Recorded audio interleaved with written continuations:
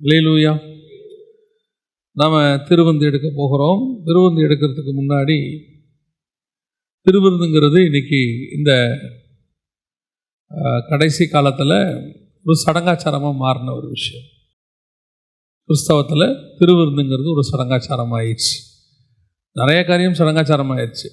அதாவது பேப்டிசம், ஞானசானம் சடங்காச்சாரம் ஆயிடுச்சு, பண்டிகைகள் சடங்காச்சாரம் ஆயிடுச்சு, எல்லாம் அப்படி ஆகி கடைசியாக திருவிருந்தும் அது ஒரு முறைமை. மாதத்துக்கு ஒரு நாள் எடுக்கணும், ஒரு சில இடத்துல வருஷத்துக்கு ஒரு நாள் எடுக்கணும் அப்படின்னு சொல்லி அது ஒரு ட்ரெடிஷன் அப்படின்னு ஆகிப்போச்சு. ஆனால் உண்மையிலேயே திருவிருந்து என்பது புதிய உடன்படிக்கை என்று வேதம் சொல்லுது. ஒரு நியாயப்பிரமாணம் எப்படி விருத்த சேதத்தினால் நமக்கு ஒரு ஆட்டுக்குட்டியின் பலியினால் நமக்கு எப்படி அது இம்பார்ட்டண்ட்டாக இருந்ததோ அதே மாதிரி இந்த திருவிருந்து என்பது புதிய உடன்படிக்கையின் அடையாளம்.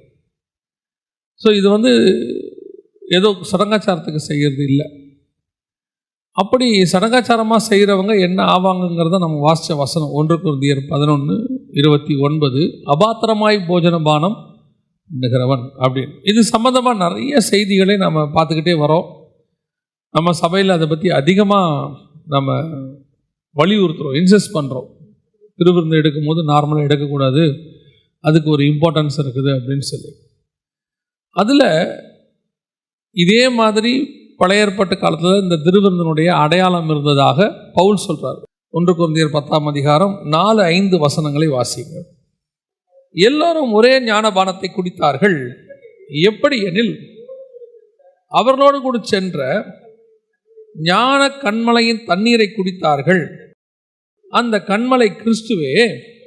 அப்படி இருந்தும் அதிகமான பேரிடத்தில் தேவன் பிரியமாயிருந்ததில்லை. ஆதலால் வனாந்திரத்திலே அவர்கள் அழிக்கப்பட்டார்கள். அப்படின்னா என்ன அர்த்தம்? இந்த கம்யூனியனுக்கு அடையாளமா, அப்பமும் ரசத்துக்கு அடையாளமா அங்கே மன்னாவும் கண்மலை தண்ணீரும் இருந்துச்சு. ஞான போஜனம் ஞான பானம் அப்படின்னு வசனம் சொல்லுது.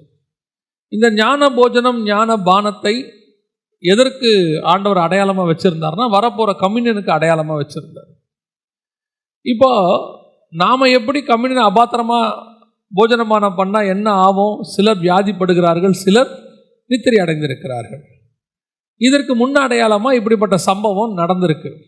எங்கே நடந்திருக்கு அப்படின்னு சொன்னால், இஸ்ரவேலர்கள் எப்படி மன்னாவை ஞான போஜனத்தை அபாத்திரமாய் சாப்பிட்டாங்கன்னு சொல்லி நம்ம ஒரு தடவை செய்தி எடுத்துருக்குறோம். கர்த்தர் சொன்னதுக்கு அகைன்ஸ்டாக அவங்க என்ன பண்ணாங்க அப்படின்னா அதுக்கு ஒரு 3-4 பாயிண்ட் நம்ம எடுத்துருக்கிறோம். புசிக்கக்கூடாத முறையிலே அவர்கள் புசித்தார்கள் என்று சொல்லி அது அவர்களுக்கு அபாத்திரமான போஜனபானமாய் மாறிடுச்சு. இப்போ ஞான பானத்தை பார்க்க போகிறோம். அதாவது இந்த இரத்தத்துக்கு அடையாளமாக கண்மலையிலிருந்து வடிகிற தண்ணீர், இயேசு கிறிஸ்துவின் இரத்தத்துக்கு அடையாளமாக. இதை அவங்க எப்படி அபாத்திரமாக பானம் பண்ணாங்க, இஸ்ரவேலர்கள் எப்படி அபாத்திரமாக பானம் பண்ணாங்க அப்படிங்கிற அடையாளம் இருக்குது. அதை நாம் பார்க்கும்போது நாம் அந்த மாதிரி இந்த கம்யூனியனை எடுக்காமல் அதை நாம் உண்மையும் உத்தவமாக எடுக்கணுங்கிறது தான் செய்தி. அதை நம்ம எப்படி தெரிஞ்சுக்க போகிறோம் அப்படிங்கிறது தான். இப்போ இந்த ஞானபானத்தை அவர்கள் 2 இடத்துல, அதாவது கண்மலையின் தண்ணீரை அவர்கள் 2 இடத்துல குடிக்கிறார்கள். யார்? இஸ்ரவேல் ஜனங்கள். ஒன்று யாத்ராகமத்தின் புஸ்தகம் 17ஆம் அதிகாரத்திலும், இன்னொன்று என்னாகமத்தின் புஸ்தகம் 20ஆம் அதிகாரத்திலும் இது நடக்குது. இந்த சம்பவத்தை நீங்கள் வாசிக்கும் பொழுது முதலாவது சம்பவத்தை நாம் எடுத்துக்கொள்வோம். எப்படி அவர்கள் அபாத்திரமாய் போஜனபானம் பண்ணினார்கள், அதனால் வந்த விளைவு என்ன? இந்த இடத்துல நாம் பார்க்கும்போது அபாத்திரமாய் போஜனபானம் பண்ணுகிறவன் உங்களில் சிலர் வியாதியஸ்தர்களும் ஒரு சிலர் நித்திரையும் அடைந்திருக்கிறார்கள் அப்படின்னு பார்க்குறோம். இப்போ அந்த இடத்துல முதலாவது யாத்ராகமத்தின் புஸ்தகம் 17ஆம் அதிகாரத்தில் அவர்கள் எப்படி அபாத்திரமாய் போஜனபானம் பண்ணாங்க அப்படிங்கிறதா நாம் இப்போ என்ன செய்ய போகிறோம், முதலாவதாக பார்க்க போகிறோம். கவனிங்கள், 17ஆம் அதிகாரம் 1வது வசனத்தை வாசிங்கள். 17ஆம் அதிகாரம் 1வது வசனம். பின்பு இஸ்ரவேல் புத்திரராகிய சபையார் எல்லாரும் கர்த்தருடைய கட்டளையின்படி சீன் வனாந்தரத்திலிருந்து புறப்பட்டு பிரயாணம் பண்ணி ரெவிதீமிலே பாளையம் இறங்கினார்கள். அங்கே ஜனங்களுக்கு குடிக்க தண்ணீர் இல்லாதிருந்தது. அப்போது ஜனங்கள் மோசையோடு வாதாடி இப்போதான் சம்பவம் நடக்குது. இந்த இஸ்ரவேல் ஜனங்கள் தேவனால் நடத்தப்பட்டு கொண்டே வருகிறார்கள். நாம் ஏற்கனவே சொல்லியிருக்கிறோம், ஒருவேளை ஒரு சிலருக்கு தெரியும், ஒரு சிலருக்கு தெரியாது. இந்த இஸ்ரவேல் ஜனங்களுடைய பிரயாணம், யாத்ராகமம் அப்படிங்கிறதான அந்த புஸ்தகம் முழுக்க முழுக்க நாம் செய்ய போகிற பிரயாணத்தினுடைய நிழலாட்டம். அவங்க நிஜமாக தான் பண்ணாங்க. அது எதுக்காக அவங்க பண்ணாங்கன்னா, நாம் செய்ய போகிற ஒரு பிரயாணத்தினுடைய நிழல். உதாரணமாக, அந்த ராத்திரியிலே எகிப்தியருடைய தலைப்பிள்ளையெல்லாம் சங்கரிக்கப்பட்டது. அதனுடைய அர்த்தம், பிசாசினுடைய தலை இங்கே நசுக்கப்பட்டது. இயேசு கிறிஸ்துவினுடைய பஸ்கா ஆட்டுக்குட்டி அடிக்கப்பட்ட அன்று, இயேசு சிலுவில் அறையப்பட்ட அன்று. அதற்கு பிறகு அவர்கள் செங்கடலை கடந்து வந்தார்கள். அது ஞானஸ்நானத்துக்கு அடையாளமாய் சொல்லப்பட்டிருக்கிறது. அதற்கு பிறகு அவர்கள் 12 நீரூற்று 70 பேரீச்ச மரத்தில் வந்தார்கள். அது 12 அப்போஸ்தலர்கள் 70 சீஷர்களுக்கு அடையாளமாய் சொல்லப்பட்டது. அதற்கு பிறகு அவர்கள் கசப்பான தண்ணீர், அது அவர்களுக்கு இயேசு கிறிஸ்துவுக்கு கொடுக்கப்பட 3 நாளைக்கு பின்பு இருக்கும். அது நமக்கு கிடைக்க போகிறதான உபத்திரவத்தின் காலத்தை குறிக்கிறது. இப்படி ஒவ்வொன்றாக அடுத்து அப்படியே அந்த பிரயாணத்தில் இருக்கும். அடுத்து பார்த்தீங்கன்னா, மேகஸ்தம்பம், அக்கினி ஸ்தம்பம், பரிசுத்த ஆவியினால் நிரப்பப்படுவது. இங்கே 1 கொரிந்தியர் 10 அதை பற்றி அவர் பேசுகிறார். அடுத்து மன்னாவையும் கண்மலை தண்ணீர், அது அப்பத்தையும் ரசத்தையும் பற்றி சொல்லப்பட்டிருக்கு. கடைசியில் அவங்க கானானுக்கு போய் சேர்றது, நம்ம பரலோகத்துக்கு போய் சேர்றதை பற்றி சொல்கிறது. ஸோ நம்ம இந்த ரட்சிக்கப்பட்ட, அதாவது இயேசுவை ஏற்றுக்கொண்ட அன்னையிலிருந்து பரலோகத்துக்கு போகிற வரைக்கும் இருக்கிற பிரயாணம் தான் யாத்ராகமத்தின் புஸ்தகமாக இருக்குது. நீங்கள் அதை தியானிச்சிங்கன்னா அதில் உங்களுக்கு தேவையானது எல்லாமே, நாம் பண்ணுற பிரயாணத்துக்கு தேவையான எல்லா விஷயத்தையும் கர்த்தர் அங்கே சொல்லி வச்சிருக்கிறார். அதுக்கு தான் அந்த புக்கை கொடுத்துருக்கிறார். ஆதியாகமத்துக்கு பின்னாடியும் அதே மாதிரி ஒரு ஆண்டவருடைய திட்டம் உண்டு, யாத்ராகமத்துக்கு பின்னாடி கர்த்தருடைய திட்டம் உண்டு. இப்போ அதில் நாம் எடுக்கிற அந்த கம்யூனியன் தான் அங்கே சொல்லப்படுகிறதான ஞான பானம் என்று சொல்லப்படுகிற தண்ணீர். இப்போது நாம் இதில் வரும்போது இந்த பிரயாணத்தில் கர்த்தர் நமக்கு சில இளைப்பாறுதலை கட்டளையிடுகிறார். வசனம் சொல்லுது பாருங்களேன், ரெவிதீமிலே அவர்கள் பாளையம் இறங்கின போது. இதுதானே இருக்குது. ரெவிதீம் அப்படிங்கிறதுக்கு எபிரேய பாஷையில் இளைப்பாறுதல் அப்படின்னு அர்த்தம். எபிரேய வார்த்தை ரெவிதீமுக்கு நம்ம தமிழில் என்ன அர்த்தம்னா இளைப்பாறுதல் அப்படின்னு அர்த்தம். ஆண்டவர் நம்முடைய பிரயாணத்தில் சில இளைப்பாறுதல்கள் நமக்கு தரார். இந்த இளைப்பாறுதலை தரும்போது நம்ம வாழ்க்கையில் சில இந்த பூமிக்குரியதை ஆண்டவர் சில ஆசீர்வாதங்களை கொடுத்து நம்மளை ஆண்டவர் சந்தோஷமாக தான் வச்சுக்க விரும்புகிறார். நிறைய பேர் என்ன நினைக்கிறாங்கன்னா, நம்ம ஒரு நெகட்டிவ் ப்ரீச்சர் அப்படின்னு நினச்சிடுறாங்க. மோட்டிவேஷ்னல் ப்ரீச்சர் கிடையாது அவர் அப்படின்லாம் நினைக்கிறாங்க. எதனால் அப்படின்னா, நாம் உபத்திரவம் இருக்குன்னு சொல்கிறதே அவங்களுக்கு இப்போ நெகட்டிவாக ஆயிடுச்சு. அதாவது வெறும் ஆசீர்வாதம் இருக்குதுன்னு சொன்னால் மோட்டிவேஷ்னல் ஸ்பீச். உள்ளதை உள்ளபடி உங்களுக்கு ஆசீர்வாதமும் இருக்குது, உபத்திரவமும் இருக்குன்னு சொல்லக்கூடாது, நியாய தீர்ப்பு இருக்குன்னு சொல்லக்கூடாது, தப்பு செஞ்சீங்கன்னா நரகத்துக்கு போவீங்கன்னு சொல்லக்கூடாது. இதெல்லாம் நெகட்டிவ் ஸ்பீச் இல்லையா? ஆனால் கம்யூனியன் எடுக்கும்போது அபாத்திரமாக எடுத்தால் உங்களில் சிலர் வியாதியும் படுவீர்கள், மரணம் அடைவீர்கள்னு வசனம் சொல்லுது. ஆனால் அது நெகட்டிவ் கிடையாது அவங்களோட பொறுத்த வரைக்கும். இதை எடுத்து நாம் சொன்னோம்னா என்னவாயிடும்? நெகட்டிவ் ஸ்பீச் ஆயிடுது. நல்லா கவனிச்சுக்கொள்ளுங்க. நம்ம நெகட்டிவாக பேசணும் இல்லை, உள்ளதை உள்ளபடி, சத்தியத்தை உள்ளதை உள்ளபடி சொல்லணும், அவ்வளோதான். ஜனங்களுக்காக அதை புரட்ட முடியாது. உங்களுக்கு காலையில் நீங்கள் உட்காந்துருக்கிறீங்கன்றதுனால நல்ல வார்த்தை 4 சொல்லணுன்னா நம்ம குடுகுடுப்புக்காரனாக தான் மாறணும். காலையில் உங்களுக்கு நல்ல காலம் பிறக்குது, கவலைப்படாதீங்க, போகிற வழியில் 1 லட்ச ரூபா லாட்ரி அடிக்கும்னு சொன்னால் உங்களுக்கும் சந்தோஷமாக தான் இருக்கும். ஆனால் அதுக்கு நீங்கள் சபைக்கு வரல. சபையை சத்தியம் சொல்கிறோம், அதுதான் உள்ளது, ஆசீர்வாதத்தையும் சொல்கிறோம், அதோடு கூட வரக்கூடிய பிரச்சனையும் சொல்கிறோம். அப்போ ரெவிதீம் என்பது இளைப்பாறுதல். ஆண்டவர் நமக்கு என்ன கொடுக்குறாரு? இதில் நம்ம கஷ்டத்தோடையே இந்த பூமியை வருத்தத்தோடே கடந்து போகணும்னு கர்த்தர் சொல்லலை, சில இளைப்பாறுதலை கொடுக்குறார். அந்த இளைப்பாறுதல் வரும்போது, சில ஆசீர்வாதம் வரும்போது நம்முடைய வாழ்க்கையில் சில குறைவுகளும் வரத்தான் செய்யும். குறைவுகள் வராமல்லாம் இருக்காது. இங்கே உட்காந்துருக்கிற நம்ம அத்தனை பேரும் 100% நிறைவோடு இருக்கிறோமா அப்படின்னு கேட்டால் மன நிறைவோடு இருக்க வாய்ப்பு இருக்கிறது. ஆனால் வாழ்க்கையில் குறைவுகள் இருக்க வாய்ப்பு இருக்குது. எத்தனையோ பேருக்கு அது இருக்கிறது என்ன, அதாவது அது ஃபிசிக்கலியாகவும் இருக்கலாம் அல்லது மென்டலியாகவும் இருக்கலாம். ஒரு சிலருக்குலாம் எல்லா ஆசீர்வாதமும் உலக பிரகாரமாக இருக்கும், ஆனால் மென்டலி என்ன இருக்காது, அவங்களுக்கு அது முழுமையான ஒரு திருப்தியாக இருக்காது. ஒரு சிலருக்கு இருக்கிறதுலாம் எப்படி இருப்பாங்க, சந்தோஷமாக இருப்பாங்க, ஆனால் அவங்களுக்கு தேவைகள் என்ன செய்யும், இருக்க செய்யும். அப்போ சில நேரத்தில் இளைப்பாறுதல் இருக்கும்போது, கர்த்தர் கட்டளையிடும் போது சில குறைவுகளும் இருக்க தான் செய்யும். அந்த குறைவுகள் வரும்போது இவர்கள் எப்படி அந்த தண்ணீரை குறிக்கிறார்கள்னா முறுமுறுப்போடு. கர்த்தரிடத்தில் அவங்க எப்படி கேட்குறாங்க? முறுமுறுப்போடு. அதில் ரொம்ப ஆச்சரியம் என்னன்னு அவங்க கேட்கறது, அப்பொழுது ஜனங்கள் மோசையோடு வாதாடி நாங்கள் குடிக்கிறதுக்கு எங்களுக்கு தண்ணீர் தர வேண்டும் என்றார்கள். இப்போ நம்முடைய ஆண்டவர் இவங்களுக்கு செஞ்சிருக்கிற அற்புதம்லாம் எப்படி? பயங்கரமான அற்புதங்கள். எனக்கு ரொம்ப ஆச்சரியமா இருக்கும். 400 வருஷம் இஸ்ரவேலர்கள் அடிமையாக இருந்திருக்கிறாங்க எகிப்தில். ஒரு நாள் ராத்திரியில் அவர்கள் தேசத்தை கொள்ளையிட்டார்கள்னு இருக்கு. 400 வருஷத்து சம்பளத்தை ஒரே நாள் கர்த்தர் கொடுத்துருக்கிறார். சில நேரத்தில் பார்த்தீங்கன்னு சொன்னால் 58 வருஷம் வேலை செஞ்சுட்டு வரும்போது பிஎஃப் பணம் வராது. இந்த பிஎஃப் பணம் 2 வருஷம் வராது, 3 வருஷம் வராது. சிலர்லாம் 4-5 வருஷமாக அதுக்காக கவர்மெண்ட்டில் பெட்டிஷன் போட்டுக்கிட்டே இருப்பாங்க. ஒரு 5 வருஷம் கழித்து திடீர்னு ஏதோ ஒரு கவர்மெண்ட் வந்து என்ன செய்யும், இந்த மாதிரி ரிட்டையர் ஆனவங்களுக்கெல்லாம் பிஎஃப் பணத்தை கொடுக்குறோம், வட்டியோடு சேர்த்து கொடுக்குறோம்பாங்க. இவங்க பிஎஃப் கிடைச்சாலே போதும்னு நினச்சிட்டு இருந்திருப்பாங்க. அந்த 5 வருஷத்துக்கு வட்டி கொடுக்குறோன்னு சொல்லி சேர்த்து மொத்தமாக அவனுக்கு கொடுக்கும் பாருங்க. அவங்களுக்கு ஆச்சரியமாக இருக்கும், தலை கைகால் புரியாது. ஒரு 10 வருஷத்து பணம் வரும்போதே நமக்கு அவ்வளோ சந்தோஷமாக இருக்கும்னா, 400 வருஷம் வேலை செஞ்சதுக்கு என்ன வந்திருக்குது? ஒரே நாள் ராத்திரி ஆண்டவர் தேசத்தை கொள்ளையிட்டார்களாம். எகிப்தியர்கள் கொண்டு வந்து கையில் கொடுத்துட்டு தயவு செஞ்சு நீங்கள் போனால் போதுங்கிறான். அந்த மாதிரி ஆசீர்வதிச்சு ஆண்டவர் கொண்டாடுறாரு. செங்கடல் பிளக்குது, எல்லாம் நடக்குது. அந்த தேவனுக்கு முன்பாக ஒரு வாதாடல். கர்த்தருக்கு முன்பாக என்ன செய்கிறாங்க? வாதாடுறாங்க. எங்களுக்கு தண்ணீர் எங்கே? எனக்கு ரொம்ப ஆச்சரியமாக இருக்கும் சில நேரத்தில். இப்போ ஆவிக்குரிய வாழ்க்கையில் கூட கர்த்தர் நம்மளை ரட்சித்தது என்பதே ஒரு மிகப்பெரிய விஷயம். கர்த்தர் நம்மளை ரட்சித்திருக்கிறாருங்கிறது ஒரு பெரிய விஷயம். ஏன்? கோடிக்கணக்கான ஜனங்களில் பரலோகம் உங்களையும் என்னையும் முன்குறித்து வேறு பிரிச்சிருக்கிறது. இதுக்கு நாம என்ன செஞ்சோம், நம்ம முற்பிதாக்கள் என்ன செஞ்சாங்கன்னு தெரியாது. ஆனால் நாம் கர்த்தருடைய திட்டத்துக்குள்ள இருந்திருக்கிறோம்.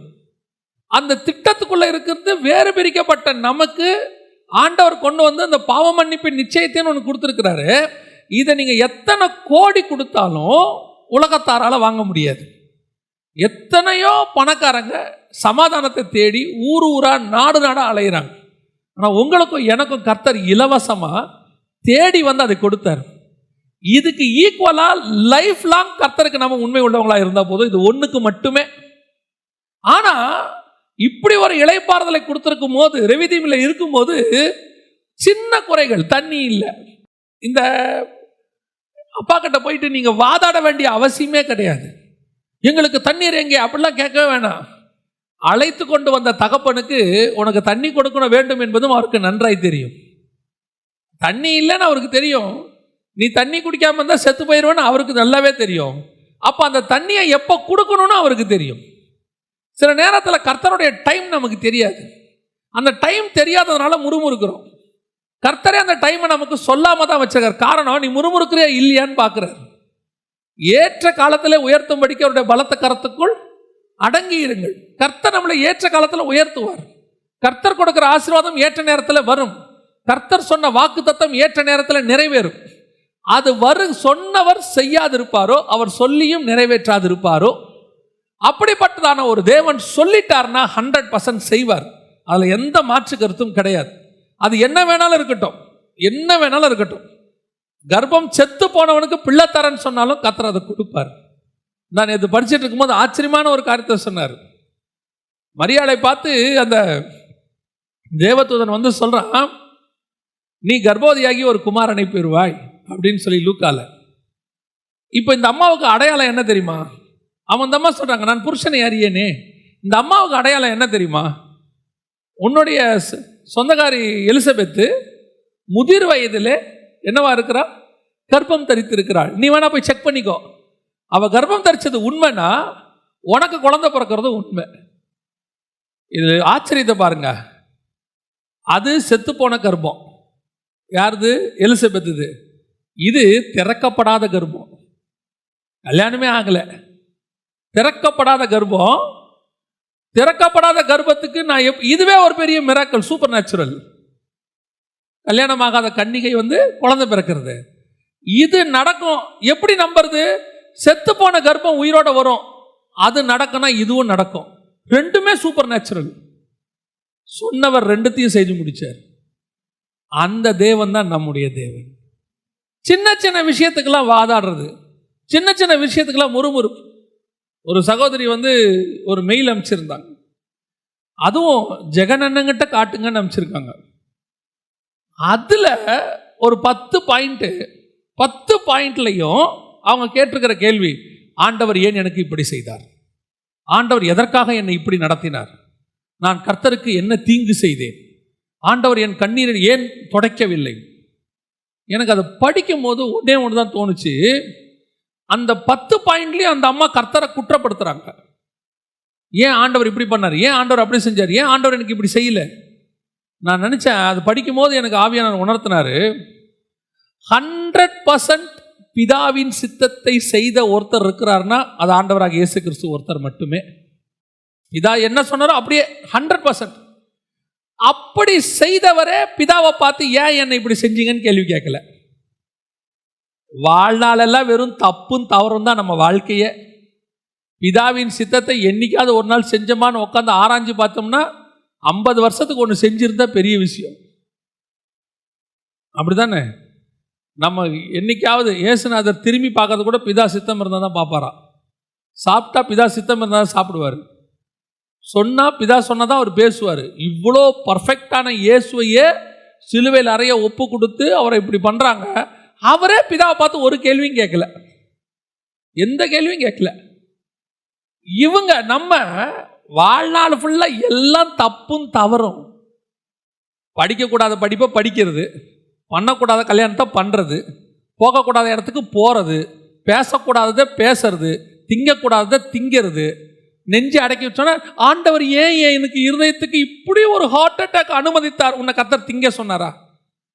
பர்கரையும் பீஸாவையும் முழுங்கிவிட்டு அந்த சீஸ் மொத்தம் நெஞ்சில் அடைச்சிவிட்டு அப்புறம் ஆண்டவர்கிட்ட போய் எனக்கு ஏன் ஆண்டவர் என் வாழ்க்கையில் இப்படியெல்லாம் அனுமதிக்கிறாரு, வெறும் பெப்பர் பொடியுமா அந்த சிக்கன் 65 பவுடரை போட்டு பெரட்டி பெரட்டி பெரட்டி தீவினிட்டு கிட்னி பிரச்சனை வந்துடுது. அப்புறம் ஆண்டவர் ஏன் என் வாழ்க்கையில் அனுமதிக்கிறாரு? செய்யறதெல்லாம் தப்பும் தவறு. ஆனா குற்றத்தை யார் மேல போடுறது? கர்த்தர் மேல போடுறது. நான் சொல்லுவேன், என்னுடைய தேவனுக்கு தீங்கு செய்ய தெரியாது. ஏனென்றால் அவர் தீமையே பார்க்க மாட்டாத சுத்த கண்ணன். அவர் வாயிலிருந்து புறப்படுகிற சாபமான வார்த்தை கூட ஏதாவது ஒரு ஆசீர்வாதமாகத்தான் இருக்கும். அவருக்கு சபிக்கவே தெரியாது. நான் எப்பவுமே இப்படிதான் சொல்லுவேன், என் ஆண்டவருக்கு சபிக்க தெரியாது. ஆதாம சபிப்பார் பாருங்க, நீ நெத்தி வேர்வை நிலத்தில் சிந்தி சாப்பிடுவாய். அதுக்கு பேர் சாபம். புரியுதா? இன்னைய வரைக்கும் டாக்டர் சொல்றாங்க வேர்வை சிந்துறது தான் நல்லதுங்கிறாங்க. நம்மால வேர்வை சிந்தாம வேலை செய்யணும்னு சொல்லி ஏசியில் உட்காந்துட்டு 6 மணிக்கு மேலே நிற்கிற இடத்துல நடந்துக்கிட்டு இருக்கான். இல்லை, அந்த மிஷினில் நிற்கிற இடத்துல நடந்துக்கிட்டு இப்படி பக்கத்தில் இருக்க 2 பேரும் ஹாயின்னு பேசிக்கிட்டு 2 பேரும் ஏன்னு கேட்டு பாருங்க. இல்லை, வேர்க்க விறுவிறுக்க டாக்டர் சொல்லியிருக்காரு, அப்போ தான் சுகர் போகும். இதுதான் என் ஆண்டவர் கொடுத்த சாபமாமா. என்னுடைய ஆண்டவருடைய சாபம் என்பதே ஒரு வகையான ஆசீர்வாதம் தான். ஏன்னா அவர் வாயிலிருந்து வர்றது எல்லாமே ஆசீர்வாதம் தான். அது நமக்கு பார்க்கறதுக்கு அப்படி சாபம் மாதிரி தெரியும். அப்படிப்பட்டதான ஒரு தேவன்கிட்ட போயிட்டு எங்களுக்கு தண்ணீர் தர வேண்டும் அப்படின்னா ஆண்டவர் சொல்ற, ஏன்னா உனக்கு தண்ணி கொடுக்காம நான் வேறு யாருக்கு கொடுக்க போறேன்? இப்படி உன்னை வேறு பிரித்து 400 வருஷம் கழிச்சு கொண்டாரனே, ஒரு நாடா உருவாக்கி கொண்டு வரனே, உனக்கு நான் தண்ணி தர மாட்டேன்னா? இந்த முறுமுறுப்பு இருக்குல்ல, இதுதான் அபாத்திரமா. இப்போ அவங்க தண்ணி குடிக்க போறாங்க, கொடுக்க போறாரு, கண்டிப்பா குடிப்பாங்க. ஆனால் அது என்ன பானம்? அபாத்திரமான பானம். இருதயத்துக்குள்ள என்ன இருக்குது? கர்த்தரை பத்தின ஒரு முறுமுறுப்பு, ஊழியக்காரனோட வாதாட்டம். போய் சிலர்லாம் ஊழியக்காரங்க பாஸ்டர்கிட்ட போய் கேட்கறது, நான் இனிமேட்டு சர்ச்சுக்கு வரவே மாட்டேன் பாஸ்டர். ஏன்? ஆண்டவர் என் வாழ்க்கையில் இப்படி செஞ்சிட்டாரு. யார் செஞ்ச? ஆண்டவரா? அந்த வீட்டுக்கு போனதுலேருந்து பிரச்சனை. கர்த்தர் ஏன் எனக்கு இப்படி செஞ்சாரு? அவரா சொன்னார் போய் அட்வான்ஸ் கொடுன்னு? நீங்களா போய் பார்த்தீங்க, கிச்சன் ரொம்ப பெருசாக இருக்குன்னு நீங்களா முடிவு பண்ணீங்க. நல்ல பெட்ரூம், நீங்கள் 4 பக்கமும் காற்று வரும் அப்படின்னீங்க. கீழே இருந்து பிரச்சனை வரும்னு உங்களுக்கு தெரியுமா? அப்புறம் கேட்கறது, ஆண்டவர் ஏன் எனக்கு இந்த அனுமதி கொடுத்தார்? அதுக்கு கோச்சிக்கிட்டு இனிமேட்டு நான் அந்த சர்ச்சுக்கே வரமாட்டேன். ஏங்க, நீங்கள் தப்பாக வீடு பார்த்ததுக்கு ஊழியக்காரன் என்ன பண்ணுவான்? இப்போ நிறைய பாஸ்டர்ஸ்க்கு பிபி சுகர் இருக்குது தெரியுமா உங்களுக்கு? காரணம் என்னன்னா, அருமையான விசுவாசி, சில விசுவாசிகளாம் குவாரண்டைன் வந்த பிறகு பாஸ்டர்ஸ் நிறைய பேர் தப்பிச்சிட்டாங்க. இந்த பார்வை நேரம், இந்த விசுவாசிகளை சந்திக்கிற நேரம் நாள்னு ஒன்று வச்சுருப்பாங்க. காலையில் 9 மணிக்கு வந்து உட்காந்தாருன்னா பிரச்சனையோட குடும்பம் வரும் பாருங்க, 5 மணி வரைக்கும் வரும். அவங்க போயிடுவாங்க, இவர் குடும்பத்தில் பிரச்சனை வந்து. ஏன்னா அவ்வளோ முறுமுறுப்பு. ஆண்டவர் எனக்கு அப்படி பண்ணாரு, ஆண்டவர் இப்படி பண்ணாரு. ஊழியக்காரன்ட்ட வந்து கேட்கறது, ஏன் எனக்கு இப்படி நடந்துச்சு? நாங்கள் ஆண்டவர்கிட்ட வந்து எங்களுக்கு ஒன்றும் பெரிய மாற்றம்லாம் ஒன்றுமே இல்லை, இனிமேட்டு நாங்கள் சர்ச்சைக்கே வர மாட்டோம். உன்னை ஆண்டவர் ரட்சித்திருக்கிறாரே, அதுவே பெரிய மாற்றம், வாழ்நாளெல்லாம் மாற்றம். உன்னை ஒரு அருவருப்பான இடத்துலேருந்து, தப்பான பழக்க வழக்கத்திலிருந்து, ஒரு மோசமான வாழ்க்கையிலிருந்து கர்த்தர் உன்னை என்னையும் மாற்றி வச்சிருக்கிறாரு. இது ஒன்று போதும் லைஃபுக்கு. எகிப்திலிருந்து விடுதலையாக்கினதே எவ்வளோ பெரிய விஷயம். கொண்டாந்து ஆண்டவர் தனி நாடாக மாற்றி இருக்கிறாரு. தலைக்கு மேலே மேக ஸ்தம்பம் இருக்கு, உனக்குள்ள பரிசுத்த ஆவியானவர் இருக்கிறாரு, அதுவே எவ்வளோ பெரிய ஆசீர்வாதம். ஆனால் முறுமுறுப்பு, எதுக்கு எடுத்தாலும் முறுமுறுப்பு. எதுக்கு எனக்கு என் வாழ்க்கையில் ஏன் இப்படி நடக்குது, ஏன் இப்படி போச்சு? இத்தனை கோடி பேர் செத்ததில் உன்னை என்னையும் பத்திரமா வச்சிருக்கிறாரு, எவ்வளோ பெரிய ஆசீர்வாதம். எத்தனை பேர் பிஸ்னஸை மூடிட்டு தற்கொலை பண்ணி செத்துட்டான், உனக்கு எனக்கு இன்னைக்கு வரைக்கும் சாப்பாடு ஆண்டவர் நல்லபடியாக கொடுத்துருக்கிறாரு, எவ்வளோ பெரிய ஆசீர்வாதம். நாம் என்றைக்குமே ஆண்டவர் கொடுக்குற ஆசீர்வாதங்களை பார்க்கறதே இல்லை, குறைவுகளை பார்த்து முறுமுறுக்கிறோம். அதோட கூட நீ கம்யூனியில் கொண்டு வந்து கை வைக்கிறல்ல, அதற்கு பேர் தான் அபாத்திரமான போஜனமான. இஸ்ரவேல் ஜனங்கள் வாதாடி அவர்கள் என்ன செஞ்சாங்களாம் இந்த இடத்துல. இப்போ ஆண்டவர் சொல்கிற ஒரு வார்த்தை எனக்கு ரொம்ப ஆச்சரியமாக இருந்துச்சு. ஆண்டவர் சொல்கிறாரு மோசேயை பார்த்து, 5வது வசனம் 17:5 வாசிங்க. அப்பொழுது கர்த்தர் மோசேயை நோக்கி, நீ நதியை அடித்த உன் கோலை, நியாயமாக என்ன சொல்லணும், உன் கோலை பிடித்து கொண்டு தானே சொல்லணும். ஒரு பர்டிகுலர் வேர்டை சொல்கிறார் பாருங்க, நீ நதியை அடித்த உன் கோலை கையில் பிடித்து கொண்டு நடந்து போ. அப்போனா என்ன அர்த்தம், அவர் கண்மலையை அடிக்க போகிறார். ஆண்டவர் சொல்கிறார் அது அடி தண்ணி வரும். ஆனால் அது என்ன கோல் தெரியுமா? எகிப்தில் நீ நதியை அடிச்சிய, அங்கே தண்ணிலாம் ரத்தமாக மாறிச்ச, அந்த கோலை எடுத்துக்கிட்டு போ. இந்த கோலை எடுத்துகிட்டு போனால் ஜனங்க என்ன நினைப்பாங்க? இப்போ ஜனங்களுக்கு குடிக்க தண்ணி இல்லை. மோசே இப்போ கோலை கையில் வச்சிருக்கிறாரு. இந்த கோல் என்ன கோல்? அதுவும் ஆண்டவர் பர்டிகுலராக அந்த வார்த்தையை சொல்கிறார். என்ன வார்த்தை? நதியை அடித்த கோல். அப்படின்னா என்னன்னா, இது எகிப்தியர்களுக்கு சாபத்தை கொண்டு வந்த கோல். வாசிங்க, யாத்திராகமம் 7:21 வாசிங்க. நதியின் மீன்கள் செத்து நதி நாறி போயிற்று, நதியின் தண்ணீரை குடிக்க எகிப்தியருக்கு கூடாமற் போயிற்று, எகிப்து தேசம் எங்கும் ரத்தமாயிற்று. இப்போ ஆண்டவர் சொல்றாரு, நீ ஒரு கையில் கோலை வச்சிருக்கிய, அந்த கோலை கொண்டு போய் என்ன செய்ய? கண்மலை அடி. இது என்ன கோல்? தண்ணியை ரத்தமாக மாற்றின கோல். இது ஜனங்க குடிக்க கூடாதபடிக்கு செய்த கோல். இதை குடிச்ச மீனெல்லாம் என்ன போச்சு? செத்து போச்சு. அந்த கோலை கொண்டு போய் அடி. ஏன்? அவனுக்கு சாபமானது உனக்கு ஆசீர்வாதமாய் மாறும். அவனை நான் வாதித்த கோல் தான் உன்னை ஆசீர்வாதமாய் மாற்ற போகிறது. அவனுக்கு குடிக்க முடியாமல் போன தண்ணீர் உன்னை குடிக்கிறதுக்கு தண்ணீராய் மாறப்போகிறது. ஆண்டவர் இந்த டிஃபரன்ஸை காட்டுறாரு பாருங்க, எவ்வளோ அழகா சொல்றாரு பாருங்க. நதியின் கோலை பிடித்து கொண்டு போ. இன்னைக்கு ஆண்டவர் நம்ம கண்ணுக்கு முன்னாடி எவ்வளோ பெரிய அற்புதங்கள்லாம் செஞ்சிட்டாரு, எவ்வளோ காரியங்களை செஞ்சிருக்கிறாரு. ஆனால் இன்னைக்கு நம்மளால என்ன செய்ய முடியல? கர்த்தரை மகிமைப்படுத்த முடியல, கர்த்தரை துதிக்க முடியல. அதனால கர்த்தர் சொல்றாரு, அவனை சபிச்ச கோலை கொண்டு போய் இவனை அடி. ஏன்? இந்த கோல் என்னத்தை கொடுக்கும்? சாபத்தை கொண்டு வரும். யாருக்கு? எகிப்தியருக்கு. அதே கோலை கொண்டு போய் கண்மலையை அடி. 1 கொரிந்தியர் 10 வாசிச்சோம் இல்லையா? அந்த கண்மலை கிறிஸ்துவே. அந்த கிறிஸ்துவை அடி. அதான் இயேசு சிலுவையில் அறையப்படுவதற்கு அடையாளம். அதை அடி. அவருக்கு அடித்த உடனே ரத்தமும் தண்ணீரும் புறப்பட்டு வந்தது. விழாவில் குத்தின போது இங்கே ஒரு தண்ணீர் புறப்பட்டு வரும். அந்த தண்ணீரை குடித்து ஜனங்கள் உயிரோடு கூட இருக்கும்படி. இந்த கோல் எகிப்தியரை சாகடிக்கும், இஸ்ரவேலை வாழ வைக்கும். எகிப்தின் தண்ணீரை ரத்தமாய் மாற்றும். இங்கே இயேசு கிறிஸ்துவின் ரத்தம் தண்ணீராய் மாறி, கண்மலையின் தண்ணீராய் மாறி, ஞான பானமாய் மாறி இஸ்ரவேலை உயிரோடு கூட வைத்தது. அல்லேலூயா! எவ்வளோ பெரிய ஆசீர்வாதம் பாருங்க. இந்த தேவன் உங்களுக்கும் எனக்கும் எந்த வனாந்தரத்திலும் தண்ணீரை கொடுப்பதற்கு வல்லமையுள்ளவராக இருக்கிறார். உங்கள் வாயிலையும் என் வாயிலையும் முறுமுறுப்பு மாதிரி வந்துடக்கூடாது. நீங்கள் அது சூழ்நிலையை விட்டுருங்க. சூழ்நிலை எப்படி வேணாலும் இருக்கட்டும்.